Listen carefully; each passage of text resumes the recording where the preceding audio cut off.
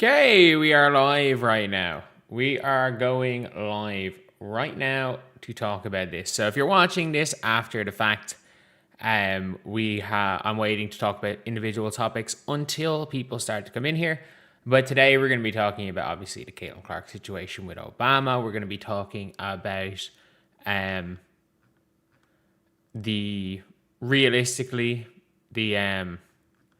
the All-Star Friday night, what the WNBA needs to change. We're going to talk about Chinea Nwumeke. We're going to talk about what Caitlin Clark said about the Alyssa Thomas incident. We're going to talk about pretty much everything. And we're going to do that over the next maybe 2 hours. Anything that comes out, we're going to upload all those videos again before the All-Star game tonight. And hopefully, by the time of the All-Star game, we have... we'll have a whole bunch of stuff, and there's not going to be hopefully there's not too much in terms of mad stuff that happens, because it is a weird one. We're not in a situation this is not 2024 All-Star Weekend, which if you guys remember 2024 All-Star Weekend, that was everybody. I've always thought about 2024 All-Star Weekend as this just crazy time. But it was mental. That's the only way I can describe it. It was actually crazy. But yeah, we're gonna start talking about our topics once people start getting into here a little bit. But yeah, and it's if you look back at some of the All-Star stuff, I was trying to think what videos I was making at that time. So everyone was talking about Cheryl Miller potentially. Potentially being the All-Star coach at that time. And what even was there in 2024? Oh yeah, Mabry had just been traded. Caitlin Clark was essentially saying oh yeah, we're going to beat USA. They stole Caitlin's Player of the Week. Oh, Angel Reese no-shows orange carpet to go to Summer League. Cheryl Miller's talking about Caitlin. Nalissa Smith was probably just shit-talking Indiana on Twitter. David Dennis Jr. did dumb shit. Erica Wheeler was out of the skills challenge. It was a mad L day. And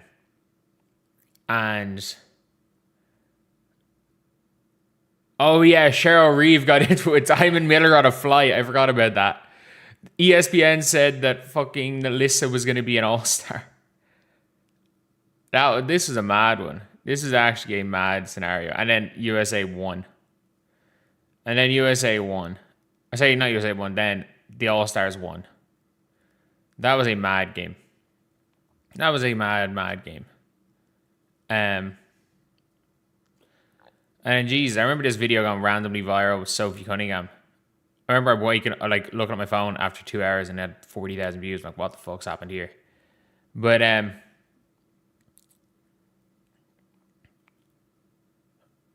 why didn't I get the Invincible Kelsey Mitchell that you sent me? I mean, do I want to buy Invincible Kelsey Mitchell?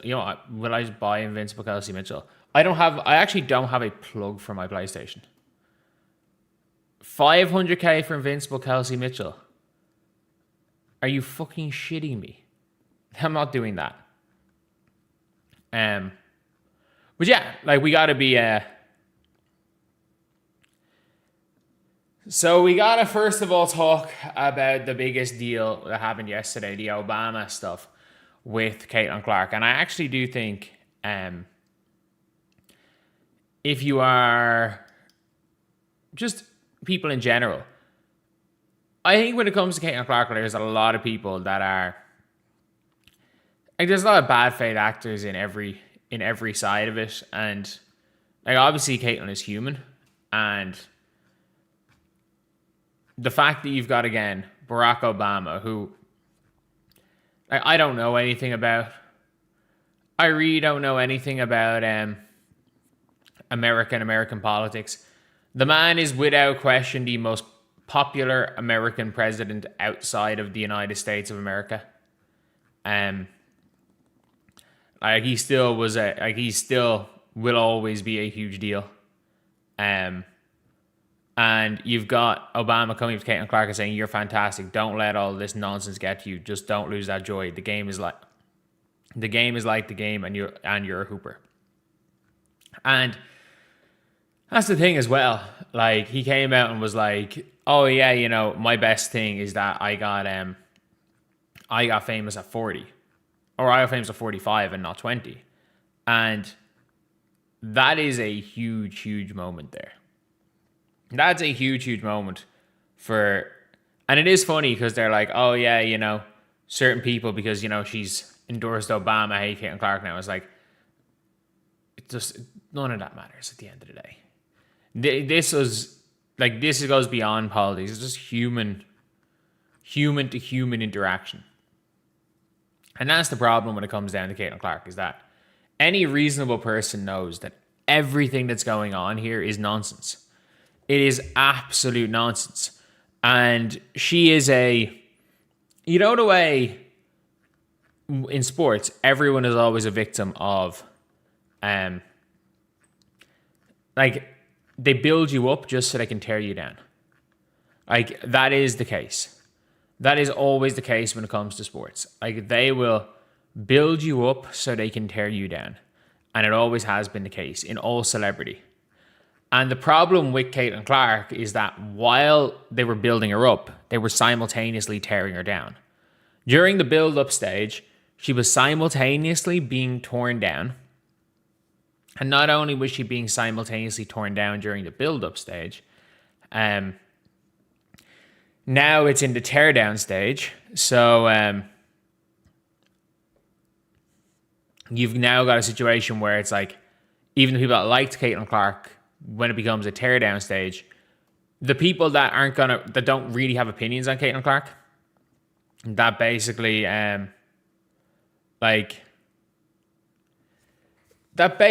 have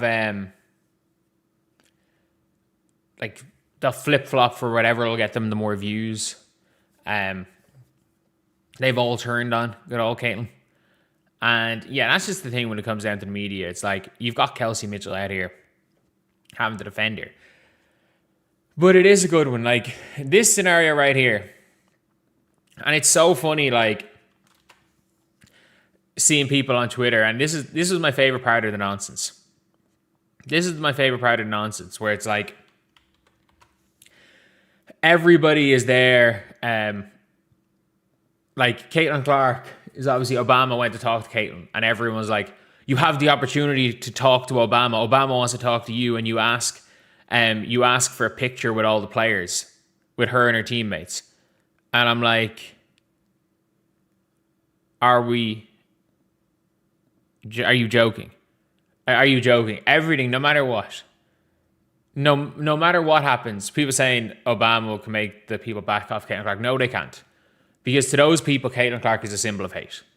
So therefore, they're like, it's never been about Caitlin Clark, the human. It's never been about what Caitlin Clark says, what Caitlin Clark does. And that's the issue with all of this, is that I think everybody realizes that, I think anyone that's a reasonable human realizes there's nothing that Caitlin Clark can say or do that will stop that scenario.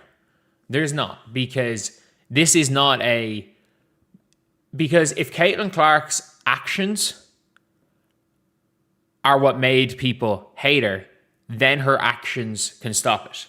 It's not. They have decided that that hating Caitlin Clark is allyship.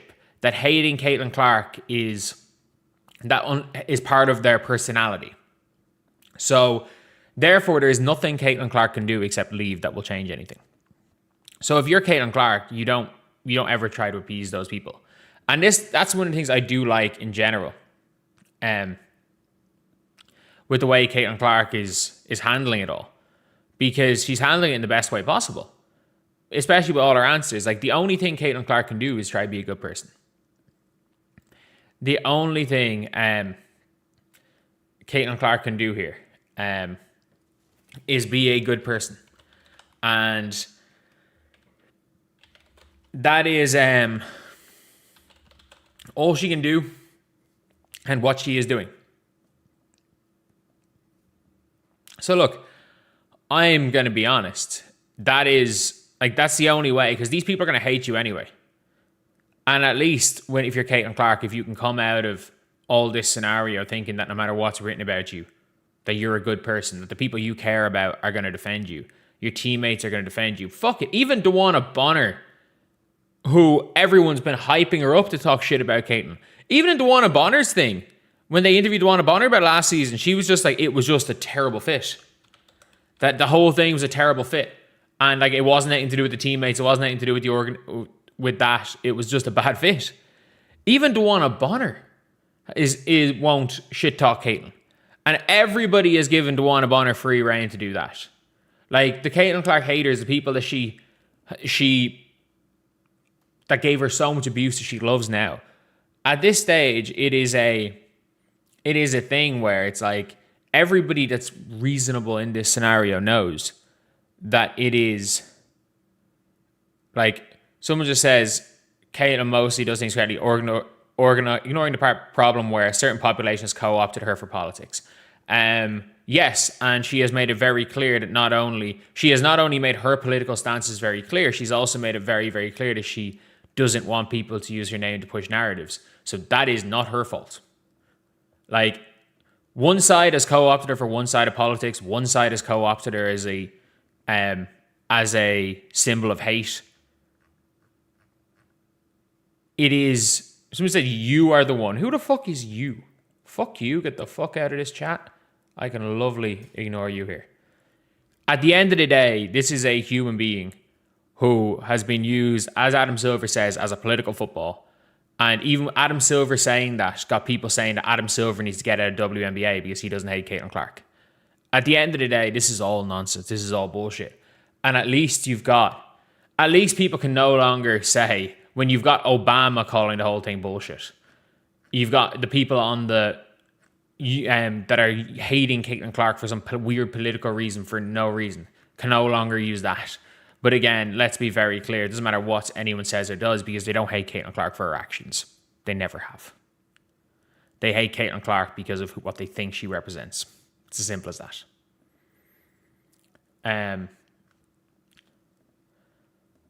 But yeah.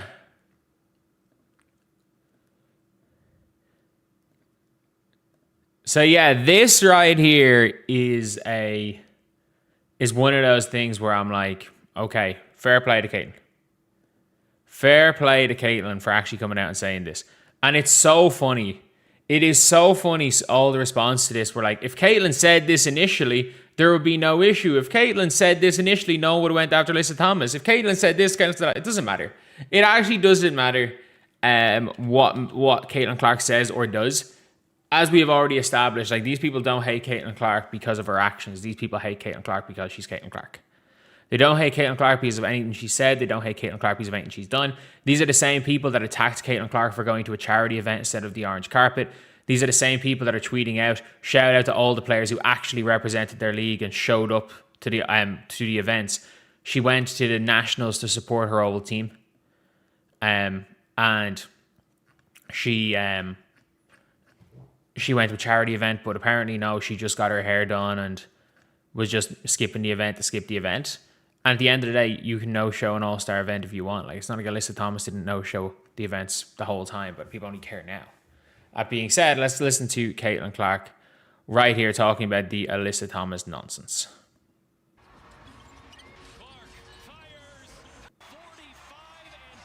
All right, so we're just going to... It is really low. There we go. At its best, what the league has to offer is yourself and Paige Bueckers and A'ja Wilson. The list goes on. Yeah. And yet so much of the discourse feels completely and totally unrelated to that.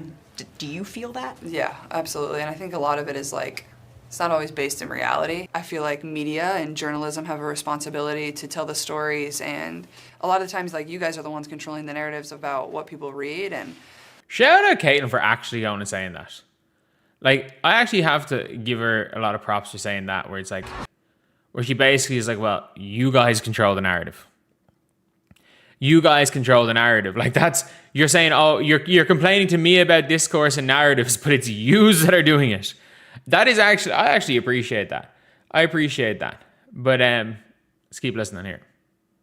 And I think a lot of it is like, it's not always based in reality. I feel like media and journalism have a responsibility to tell the stories, and a lot of times like you guys are the ones controlling the narratives about what people read and what people talk about, and a lot of that is sometimes so far out of touch with what is reality, and that can be confusing to somebody that's 24 and trying to navigate life and trying to help her team win a championship. Case in point, an incident like Alyssa Thomas, the foul. A foul happens on the court.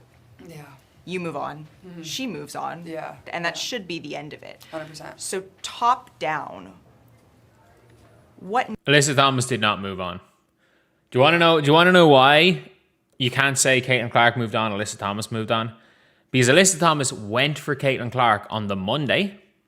She missed. She swung an elbow at her on the Monday. And again, if you guys agree that she did, that this is what I'm saying, subscribe or leave a like. We got like only 20 likes on stream. Alyssa Thomas did not move on. Alyssa Thomas tried to cheap shot her on Monday, missed. Caitlin dodged the flying elbow, and then her first chance she got, she cheap shot her on the Wednesday. She did not move on. She didn't move on from the Monday, and then she got her on the Wednesday. Needs to be done so that is. It seems like there's always a moment like that in every season that I've played so far, and I think for myself, like I just try to navigate it the best I can. It gets exhausting. It gets frustrating because I think especially like that's a perfect example of like, yeah, it was a hard foul and it should have been dealt with in the moment and they should have decided what it was then and reviewed it. Great. We move on. You see it happen in the NBA all the time. It's not anything more than that. And that's the thing where it's like the NBA plenty of times as well have missed calls and then retroactively suspended players. Like that is a common thing that has happened. But yet the media, the WNBA media were basically players wearing wearing Alyssa Thomas jerseys to the game she was suspended. Her whole team being like free Alyssa Thomas. And I'm like, what do you mean? She got a 1-game suspension for what very much looked like intentionally punching somebody in the neck. Like, come on now. It was something that happens in basketball. Cheap shots happen in basketball. Suspensions after the fact happen in basketball. It's basketball. When I walk out of the locker room, I shouldn't be not fearful of what the conversation is going to be, but, you know, you just like, it's emotionally exhausting, it's draining, it makes your shoulders tense because, you know, people don't want to talk about the basketball. They just want to stir it up and make it something else. How do you? At least if you're let's keep talking about the basketball. And that's why I love it when I can talk basketball. Even when it gets to the stage, media overhypes Caitlin Clark. Over her last 3 games on a minutes restriction, which is about 27 minutes, she's averaging 30. It's as simple as that. She is averaging 30 points over the last 3 games on a minutes restriction. She is playing the least minutes of any top 10 scorer in the league. And she is 0.1 points per game off third. And she's playing the least minutes of any top 20 scorer, she's playing the least minutes. Like, if anything, you could argue that Caitlin Clark's was overhyped coming into the league. Even if you want to argue that, at this point in time, Caitlin Clark's probably underrated by the media. She's probably been underrated by the media at this point in time. Someone says the drama makes me and Venom more money. It's like, well, I talk about every single topic. I would love to just talk about basketball.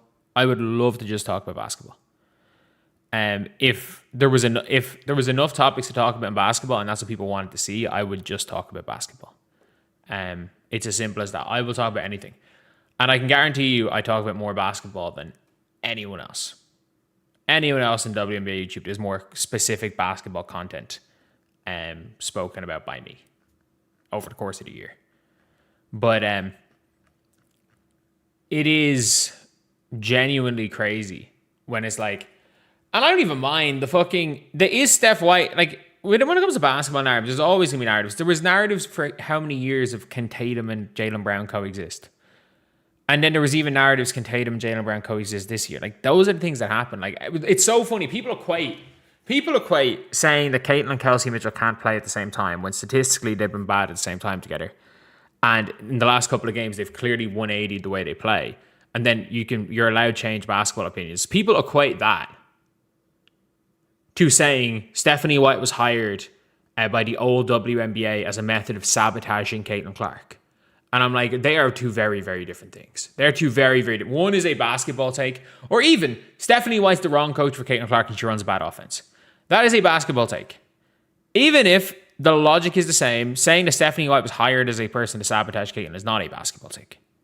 There's very difference. And the weird part is that people put every single critique of anything basketball-wise that is hate in any way into the same breath. Just like people saying, I don't know, making the argument that if you think Paige Bueckers is better than Caitlin Clark, that's fine. If you think Paige Bueckers is better than Caitlin Clark, because Paige Bueckers one time said an ESPY speech, that's not a basketball take. Like, if you get me, you can come to the same conclusion, but you can have, like, but if your logic is based on basketball versus if your logic isn't, they're very, very different things. But anyway, let's go. You square the way that you are covered with who you know yourself to be. Like, I think there's just like a false characterization of who I am sometimes. Like, and I get it. Like, as a reporter or as a blogger, like, you can write an opinion piece and that's your job and whatever. But at the same time, like, you don't know me. Like, we've never had a conversation. I get people. I actually agree with that. I actually fully agree with that point. And I don't think I have. And if I have at any stage attributed something or said that it's clear Caitlin feels a certain way or is a certain way that isn't based off something she said or done, I would be in the wrong. I don't think I have. I've clearly given my opinions, and in certain situations based on body language, I can give my opinion on what something could be. There's very different things in that. But like, there are nuanced situations when it comes to talking about players, when it comes to talking about even from a celebrity culture standpoint where we're all going to have opinions. I don't think I've done anything. I don't think I've done anything like that. But if I have to be called out, if you can find any actual proof instead of saying you have, I will put my hand up and apologize. But like, I don't think I have. Or if I have, again, I profusely apologize, Miss Clark. But I don't think I have pushed Caitlin Clark's opinion more so than things like than saying something like something doesn't look right or Caitlin doesn't look like she's having fun, which at times she can say she's having fun. It doesn't look like it at times this season. It has looked like it recently. People have a job to do, but at the same time, like, don't make accusations about my character and who I am when you don't know me. I understand this is your job and this is your profession and this is what you get to do, and basketball is my profession and what I get to do. And the reason I play it is when I step in between the lines, I love it. And that's what's so fun about it for me is, like, I get to compete. This was always my dream, and nobody should ever try to take that away from me, like the love and the joy that I have for the game, and they haven't and they won't, because it's my goal to win championships, and I know that I can help this team do that, and that's always what I remind myself in the moments that, you know, things go downhill. It just makes you work harder. So yeah, obviously, when it comes to Caitlin Clark, she is. For anyone saying I'm wearing a jersey without a t-shirt, it's All-Star weekend. I'm wearing the All-Star jersey. These jerseys fit very odd, which is weird. But also, lads, it's so fucking hot. I am sweating anyway. I haven't turned on my fan. I have a fan at me. I am sweating anyway. It is so hot. You see, in Ireland, we build everybody. We build everything to keep heat in because it gets really cold in winter. There's no, like, aircon's essentially illegal now in Europe. Aircon's essentially illegal. But, Caitlin's absolutely on the money. Caitlin is absolutely, absolutely on the money with what she's saying here. And, like, at the end of the day, there's always going to be talk that isn't, there's always going to be talk that isn't basketball related. There's always going to be conversation about it. And I think in general, like, it is the responsibility of people talking, whether it is like, whether you are on air. And I think there is more responsibility if you're on air. If you the bigger your audience, the more responsibility you have. And it's like, it's a really, really tough thing where it's like, not to judge actions rather than judge humans. Like, we all are in a situation where we're going to judge someone's actions on the floor. We always are. But it's like, when it crosses the line into your Caitlin Clark is a pain in the ass diva and her team wants her gone, and all of these things, speaking about that's basically as a fact, it's very different. Or calling Caitlin Clark a fucking white supremacist, and I'm like, that's the type of shit where I'm like, oh my god, we've gone so far off the ledge. And it's always a weird one, because it's like, there is a very fine line between what is completely justifiable and it's like having an opinion on somebody, which you're all allowed to have. Like, everyone's allowed to have an opinion on someone. Everyone is allowed to like or dislike someone. Like, there's no issue in that. Like, we're all human beings. We're all allowed to have our opinions. We're all allowed to say what we want. And then there's the next step forward, which is going on with Caitlin, where it's people have turned an opinion of Caitlin Clark into an opinion of not liking Caitlin Clark into, we're going to put attributes on her character that don't exist, and we're going to talk about those false attributes so often that it becomes fact. And I think there's a big difference between someone coming out there and saying, I don't like the way Caitlin Clark speaks to referees, which is a valid criticism, and Caitlin Clark complaining to referees is going to get another player killed, like what happened to Emmett Till 70 years ago. Like, they're very, very different. There's very, very different things. And that Caitlin Clark needs to face consequences because she knows what she's doing. There's very, very different things here. They are two very different topics. And I don't know. If at any stage I cross a line when it comes to opinions and attributing things to people rather than just giving my opinions on what they say and do, I mean this. You have full allowance to call me out for that. But anyway, yeah, I'll see you guys. Thousands of Europeans died from heat in the last year. It's really bad for elderly folks. Yeah. I agree.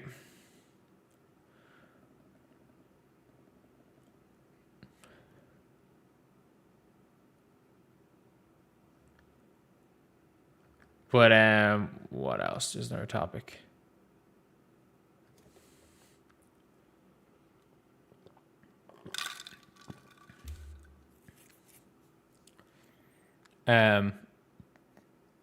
People can't differentiate between rage bait on Twitter, yeah. And if I'm being honest, like, I have absolutely, like, a lot of my content is calling out rage bait. And for most people, ignoring it is what it is. That's never the way I've worked. That is never, ever, ever the way I've worked. But,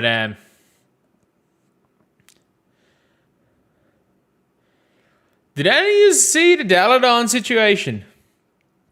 Did any of you guys see the Elena Deladon situation last night?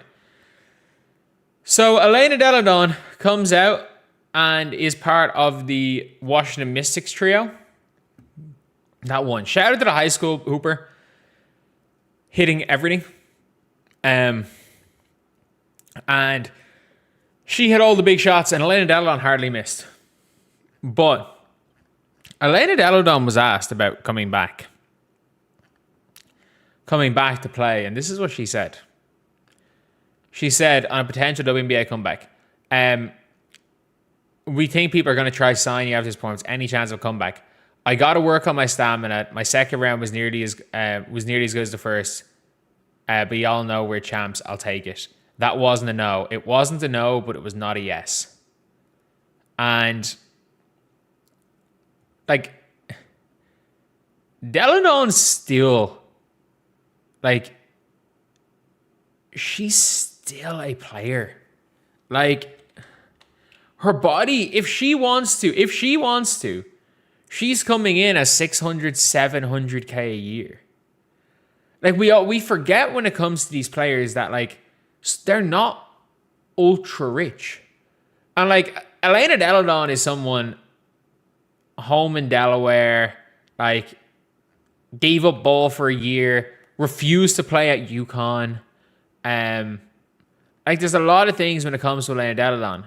But, like, if you look at even her last season, she's averaged 19.5 points per game for her career, but she averaged 17 points per game in 2023. 17 points per game. And by the way, these Washington Mystics were no slouch. They were one game off beating. Like, if you look here, she averaged only 11 points per game in 2023, but still, they almost beat the New York Liberty with Stewie, Jonquel, Sloot. They almost beat that team. That's the last thing she did, was being part of that Washington Mystics team. And I'm sorry, there are 15 teams. If Elena Deladon is considering coming back, there are 15 teams that would sign Elena Deladon. Like, people being like, oh yeah, you know, the Indiana Fever should sign Deladon. Fuck yeah, they should. If Elena Deladon's willing to play for the Fever, of course she should sign for the Fever. There are 15 teams that, if they have the opportunity to sign Elena Deladon, will sign Elena Deladon. It is as simple as that. There are 15 teams that, if they have the opportunity to sign her, are going to sign her. And my whole thing is that there is a chance. If it wasn't for the new CBA, I would say, like, no. There is no chance at all of Elena Deladon ever coming back. She can make $600K a year to play for one more year. And she's 36. It's not that she's incredibly old. She was in the same draft class as Brittany Griner. She was the rookie of the year. And her body is broken. But, like, she's 6'5". There's no way she couldn't walk in and be better Katie Lou Samuelson, who is making pretty decent money this year. And all she has to do is, if she rocks up for the playoffs this year, if she just gets herself back in shape, or not even rocks up for the playoffs, if she rocks up in August, signs for a team, and then there's the World Cup break. So what? Everybody is gone for the World Cup break. You can spend that time getting back into shape. Spend that time getting the stamina up. And you can go and play. What are the odds of this happening? Kind of low. Kind of low.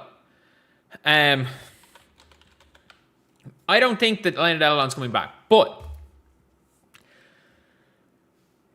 if Deladon does come back, she could be a key contributor. Where do I think she's most likely to go if she does? Vegas.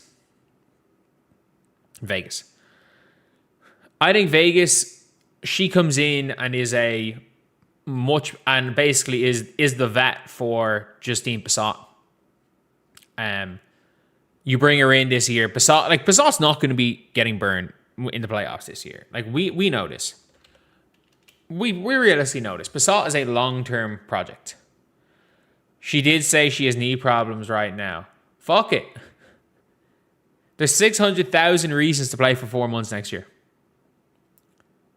There is 600,000 reasons. And that's what I think the going rate would be Elena Deladon if she plays.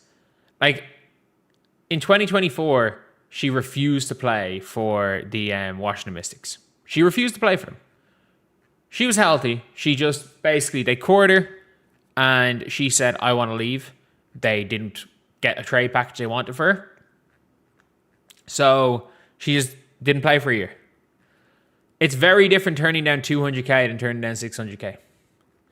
And to say, oh yeah, you know, she's done. Tiff Hayes came out of retirement too. Tiffany Hayes retired as well. I'm pretty sure Tina Charles retired at one stage and came back. Obviously she's done now. But like, I don't think it's out of the realm of possibility. I really, really don't think it's out of the realm of possibility that she comes back. And she might be the first active player to already be in the Hall of Fame. When did Nancy Lieberman get into the Hall of Fame? Because I know she played a game in 2008. But like, if Deladon rocks up to the Las Vegas Aces, they become legit title contenders still. Like, they are still like, they become legit. I know they're still title contenders right now, but I'm like, I don't think they're going to win a title, if we're being honest. I really don't think they're going to win a title. But if you give them Elena Deladon to replace Stephanie Talbot in that starting five, even this current version of Elena Deladon, again, this current version of Deladon is going to give you more than Steph Talbot, is going to give you more than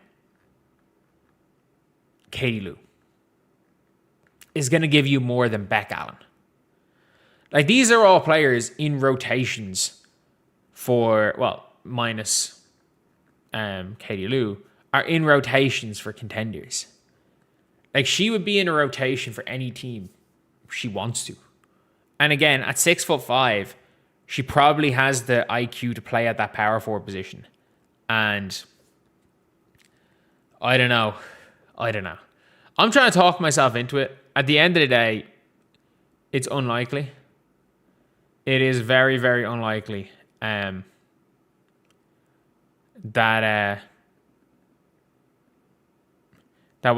she comes back. But if she does, whatever team she signs for is getting a gem.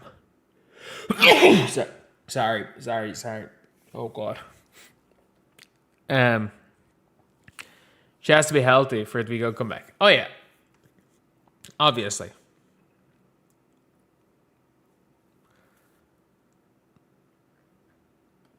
Whoa. 1 second.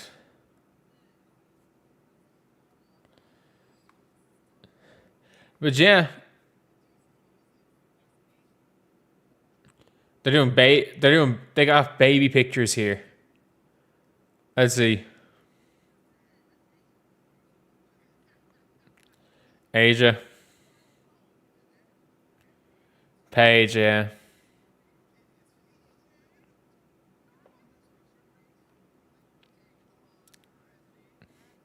I love how it's like immediately Courtney Williams is calling Caitlin Clark the president. But I mean, I think Elena Deladon's just really close with her sister. But like, she went to UConn for like 2 days and was just like, nah, I'm good. I don't want to play. She turned down Gino. She's really the only player to ever turn down Gino. But so in another Mad L situation, Chiney Owumake decided that she was going to, speak out about certain things, which I gotta be real, like, Chiney is a major factor in that. She is a major factor in that because she is on ESPN. And I've always said this with Chiney, where it's like, I get it if you're on First Take and they only want you to talk about certain things. Like, I get it. Like, if you only want to talk about certain topics while you're on First Take that are going to get the biggest views, I understand that. But, like, Stephen A. Smith has his Stephen A. Smith show.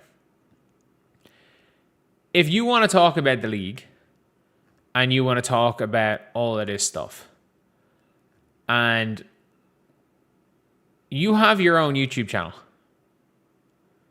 You have your own YouTube channel where you're talking about the NBA, and you have not posted in it for 2 months, NBA, Bronny, NBA, the business of WNBA, the salary cap just changing, flagrantly unbothered, WNBA drama is peaking, the biggest WNBA season yet.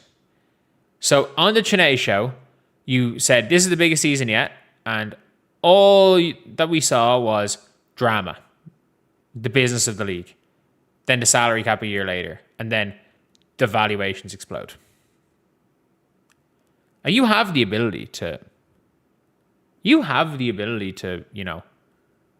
record yourself talking. And again, genuinely, if you want somebody to take all the background stuff, pick the topics, generate the thumbnails, get it out there, distribute it, get stuff out on platforms, do all of that. Like, I'll gladly, Janae, I'll gladly take that job. I'll do that as a second job. I'll do that for a little bit of cash. I'll take control of it all. If you want to record yourself speaking about the WNBA for 40 minutes a day, I can make that into 15, 20 pieces of content. I can absolutely do that. If you really want to do that and don't have the time, I'll do that, and I'll do it for less money than you'd be paying somebody else. But here is Chiney talking on First Take. Things.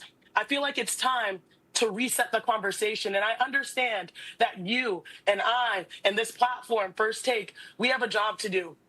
Every day we're asked to break down the game, to analyze the game, to give our opinions on players, to give our opinions on teams.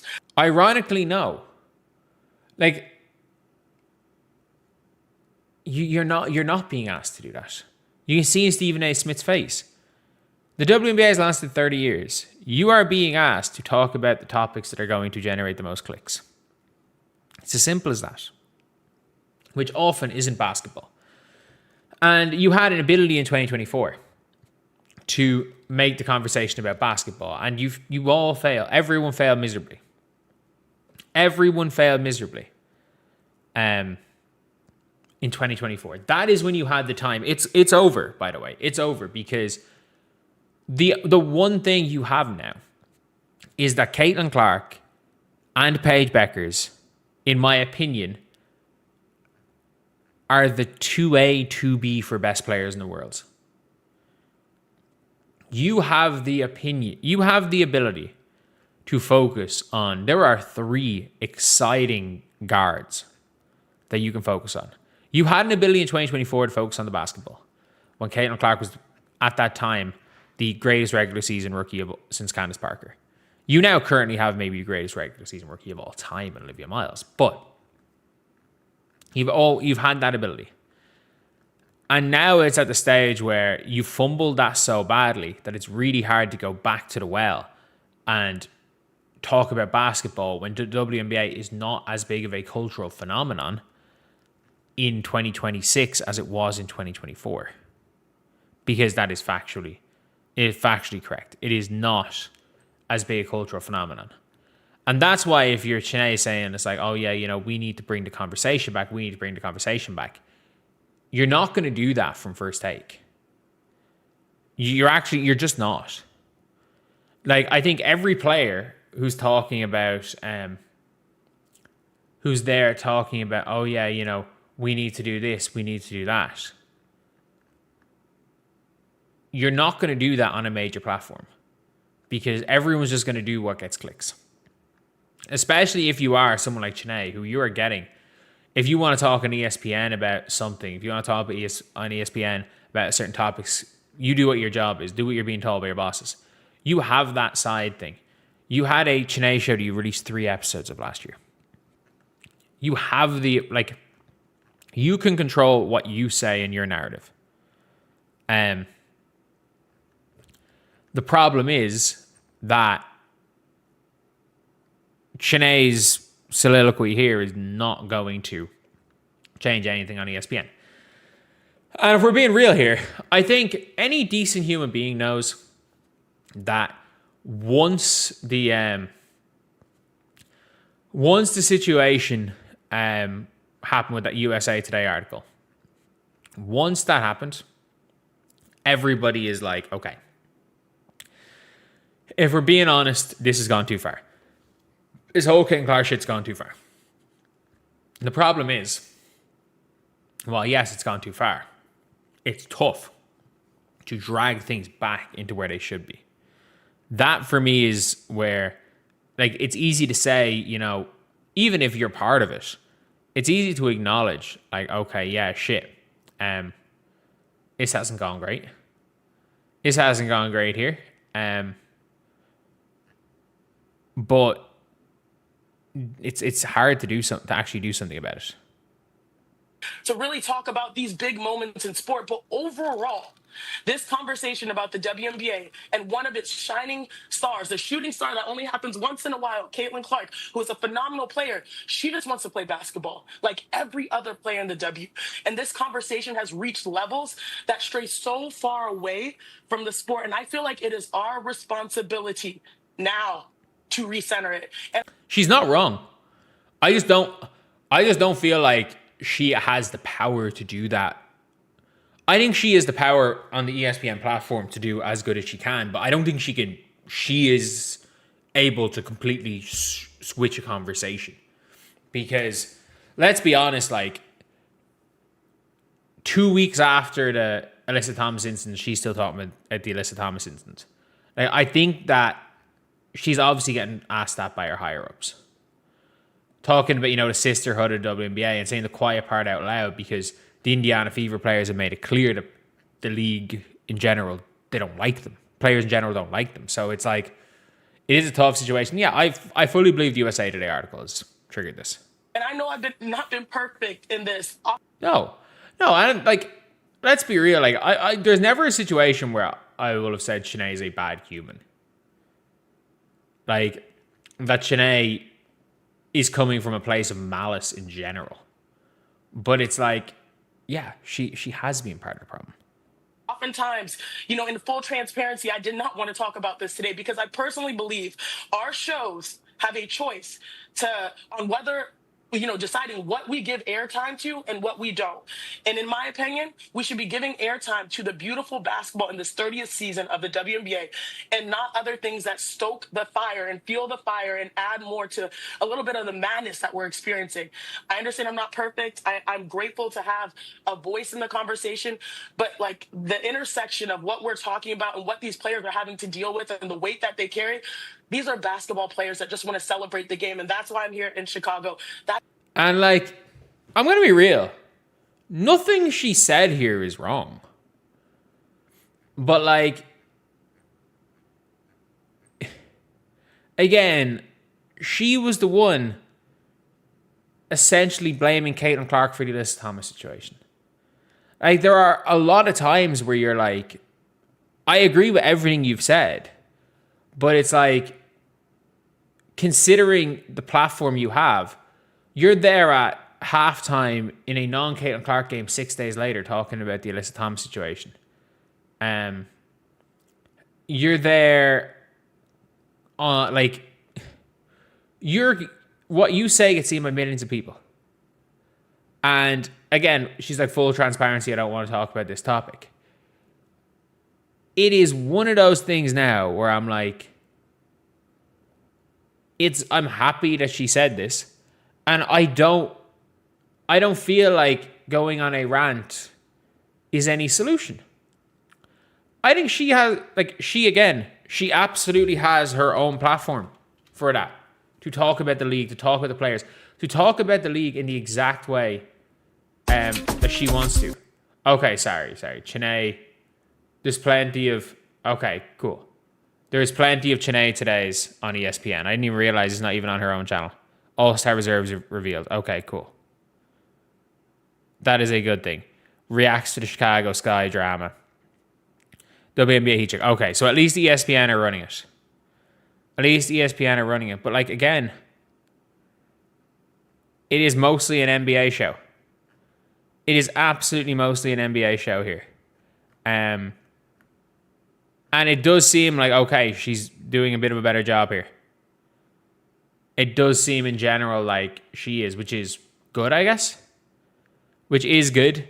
I did not see that. I just thought she was doing her thing on her own channel. Which is which is better. But it's like, if you are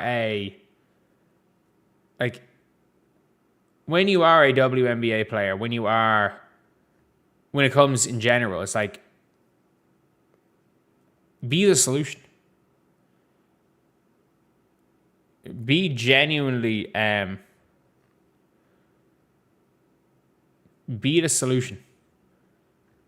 If you're complaining about a specific problem happening, especially if you have the ability to be the solution. And in fairness, it seems like she's doing it. But again, like, remember 2 weeks after the situation, when Caitlin Clark was like, stop using my name, stop painting narratives, Chennai is talking about, is Caitlin Clark being targeted? And it's like, if you can see a problem, especially when you have an ability to do something about it, you can be a solution. And by the looks of things, again, it seems like Chennai is, to an extent.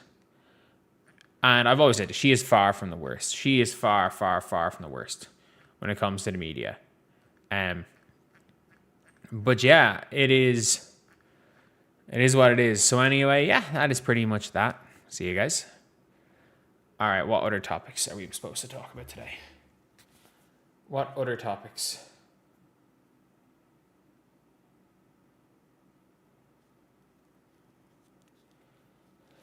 Anything else you guys want me to talk about? I got like 2 more topics on this live stream. I got like 2 more topics to talk about.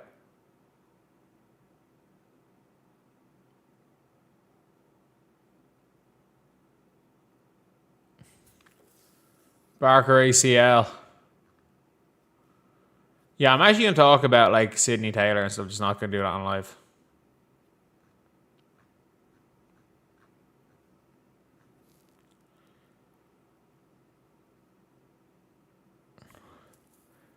Collier probably next president. Nah, I don't think so.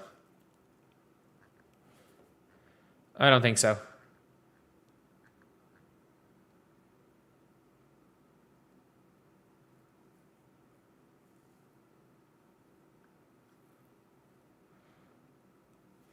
Oh, the WNBA All-Star Game is going to be grim. So, the All-Star Game today. The All-Star Game tonight. Who do we think is going to do well? So, obviously, AZ Foot won a 3-point contest. No surprise to anyone. No surprise to anyone that AZ won a 3-point contest. My prediction. And it was so funny. I was like, I remember yesterday, my whole video talking about it, I was like, it was a really boring night. I was like, well, AZ Foot was the one bright spot. As I just kept saying, I was like, AZ Foot is the one bright spot. And everyone's like, oh, you're just saying it wasn't fun because Caitlin Clark wasn't there and you don't like AZ Foot. And I'm like, man, AZ was the only bright spot. Literally the only one. That being said, it was still a bit of an iffy day, but the All-Star Games today, and I really, really hope that this is taken semi-seriously. Like, as in, taken as seriously as this year's All-Star Game. Like, if you're looking here, the team that should win, if this was a actual basketball game, Teresa Weatherspoon's team, destroy Cynthia Cooper's team. Like, if you look at Cynthia Cooper's team, whose game suits an All-Star game? Paige, no. Citron, fuck no. Copper, no. Howard, no. Mabry, yes. Malonga, she's going to dunk it a few times. Kelsey Mitchell, sure. Angel, no. Stewie, no. Gabby Williams, no. Jackie Young, no. If you look at whose game suits an All-Star game on Team Teresa Weatherspoon from the bottom, Aja, kind of, but not really. Courtney Williams, yes. No. Courtney Williams, maybe. Jess Shepard, fuck no. Neka, no. Olivia Miles, absolutely. Jonquel Jones, just going to chuck. Kiki, not really. Ryan, yes. Gray, yes. Aaliyah, no. Caitlin, obviously. obviously. My prediction is that the MVP of the All-Star game is going to 22. That is my prediction for the MVP. Like, I don't really see how we're looking at like how we look at Caitlin Clark and is like her not being the favorite to win the All-Star game MVP. I don't think Olivia Miles is going to get enough shots up. I think she's going to throw some like 360. I think she's going to do some like Jason Williams elbow pass type shit. A dunk is minus 170 in the betting odds. Like, they're going to let Malonga dunk. I don't put money on it. Do not bet on anything based on what I've said, but the odds of them letting Malonga dunk feel high. It feels quite high that they're going to just let Dominique Malonga dunk the ball. Yeah, that in general kind of feels high. That being said, I reckon Caitlin Clark's just going to hit a couple of... Is there a 4-point line this year? I don't think she's going to be guarded that highly, and I think she's just going to go and just start chucking from deep. I think she's going to start chucking from deep, and I think it's going to go in for Caitlin. That would be my guess. I think Mabry's got a shot at winning an MVP as well, because Marina Mabry is on a heater this year. I think Marina Mabry's on like a stupid heater, where it's like, it feels like for her, every shot she's taking is going to go in. And like, I think everybody kind of knows that when that happens, those type of players where it's like, oh shit. When they get hot, it's over. Someone said Caitlin said in her presser she was trying to get them to add a 5-point line. Like, if Caitlin Clark goes and hits 5 4-pointers, someone said she was not on a heater. No, because she's a game shooter. She's not a rack shooter. If Caitlin Clark hit 5 4-pointers, and that's all she's going to shoot, by the way. That is all she's going to shoot. Caitlin Clark will not shoot a 2-point shot. She is going to just start chucking 4-pointers.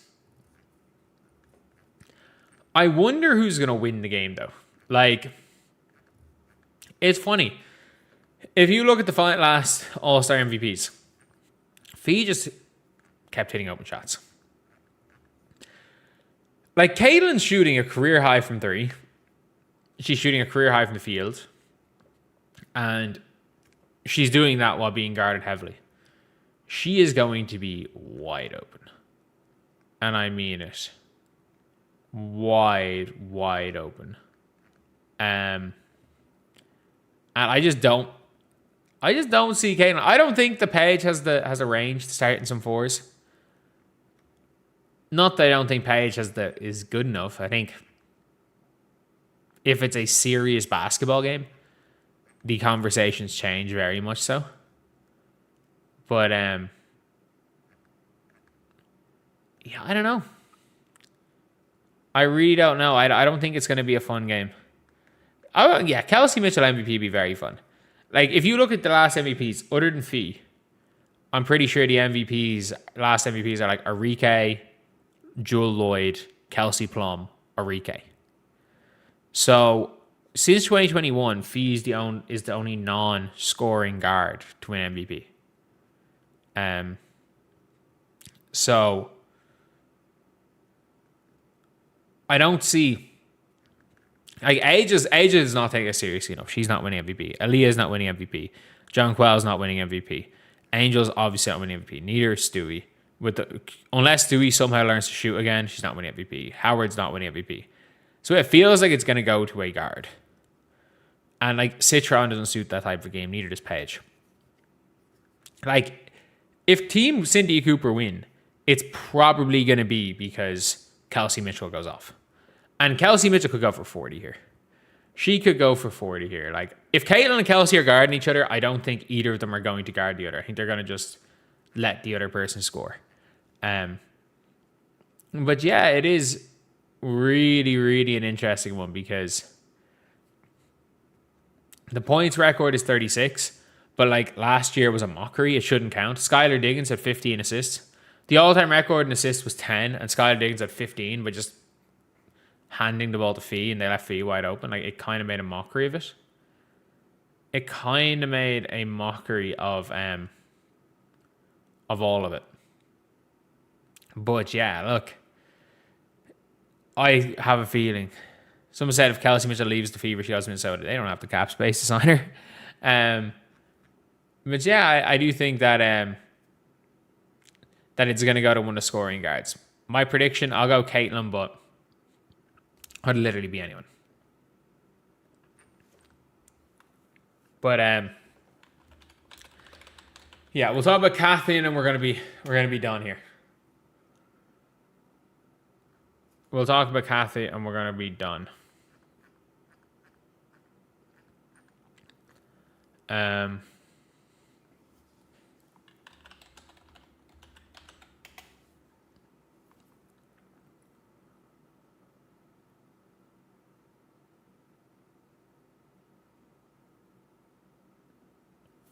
From CBS Sports. So Kathy is probably done.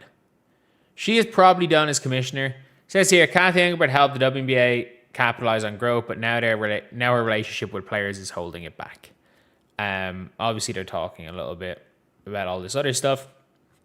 And yeah, so a lot of insiders are saying this is Kathy Engelbert's last year. And it's so funny. People are like, oh yeah, she hasn't made any effort to prioritize a relationship with Caitlin Clark as one of like the negative things. And people are like, oh, they're just going to sign a new commissioner for Caitlin Clark. And it's like, no, that's literally not it. It's like saying David Stern didn't prioritize a relationship with Michael Jordan. Adam Silver, all the WNBA players have come out of their have gone out of their way to say that like they have better relationships with Adam Silver than with Kathy Engelbert. That like Candace Parker was like when she retired, someone from Adam Silver's office contacted her. Like that is the reason why Adam Silver's kept the job. Adam Silver's been terrible. Like other than the tournament and making Donald Sterling sell the Clippers, Adam Silver has not done a great job with the NBA. He really hasn't. Like, he has been responsible for a lot of weird things that have happened, like allowing Chris Paul to give them the 2016 cap spike so that he could make more money. He was responsible for the second apron, which is fucking up teams that draft well right now. Like, there are a lot of things that a lot of awful things that Adam Silver's been responsible for. But because he has been very, very, very clear in his relationship with players, the players like him, he has done a good job at that. And for everyone being like, you know what, like someone just said Swin Cash wouldn't be a bad commissioner. What are you talking about? The commissioner can't be a former player. The commissioner works for the owners. But she's really bad. Like, Kathy Engelbert's really good at one part of being the commissioner. She's really bad at another part. She is really, really, really bad at being a face of the league. At all the behind the scenes things, she's great. She's great for business. There are things that she is extremely good at. That being said, like, that is that's a key part of being the commissioner. It's not technically in your job description, but it is. So, if you're Kathy, she made no attempt to, she made absolutely no attempt to have any relationship with Caitlin. She made no attempt at all to have a relationship with Angel Reese. She made no attempt to have a relationship with Nafisa Collier, with AJ Wilson, with any of the former players. But yet somehow, or Sabrina Ionescu even, but yet somehow Adam Silver has a relationship with all these stars.